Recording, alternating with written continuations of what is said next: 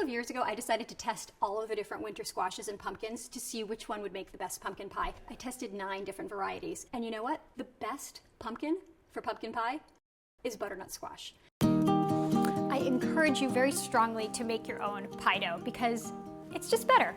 If you want to learn how to flute, I will show you. You just take these 2 fingers and this little finger, hello, hello, fold it under as you go. This guy pushes the dough and this one pinches. That's it. You do have to chill it because if you just put this in the oven right now, all of this crimping will just kind of go. This is called docking the crust. This keeps air bubbles from forming. Piece of foil, and then these nice ceramic pie weights. But anything will work. You just want to keep this flat. First I'm going to bake it with the foil and the weights on, and then I'm going to take the foil and the weights off, and I'm going to expose it to the heat so that it turns golden. Now, your fake pumpkin, your butternut squash. I love a butternut squash. It's so compact, it's so dense, it's so easy to work with. You want to steady it. These things are slippery. I have lost more than one flying across the room.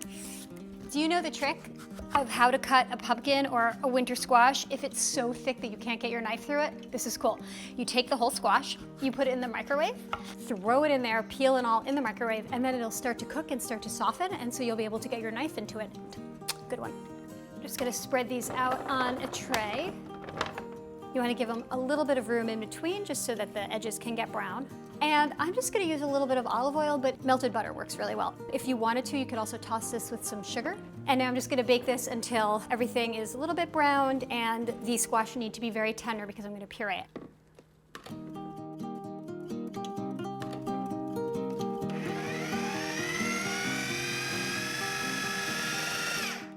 So I need 1 3/4 cup, which is the amount in 1 can of canned pumpkin. This is heavy cream. The original recipe on the back of the can called for evaporated milk, which was a wartime substitution for heavy cream. But we actually have plenty of heavy cream available, so you might as well use that. It tastes better, it's fresher. I like dark brown sugar in my pumpkin pie. You could also use light brown sugar, you could use white sugar, you could use maple sugar if you want to be fancy. This is purely optional. I love brandy with pumpkin pie. I just think that it heightens the pumpkin flavor or the butternut squash flavor. Cinnamon.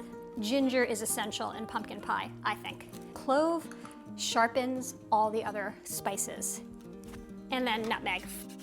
One of these is about a teaspoon. You can see that it kind of rises above the pie crust. That's fine because as it bakes, it kind of falls in.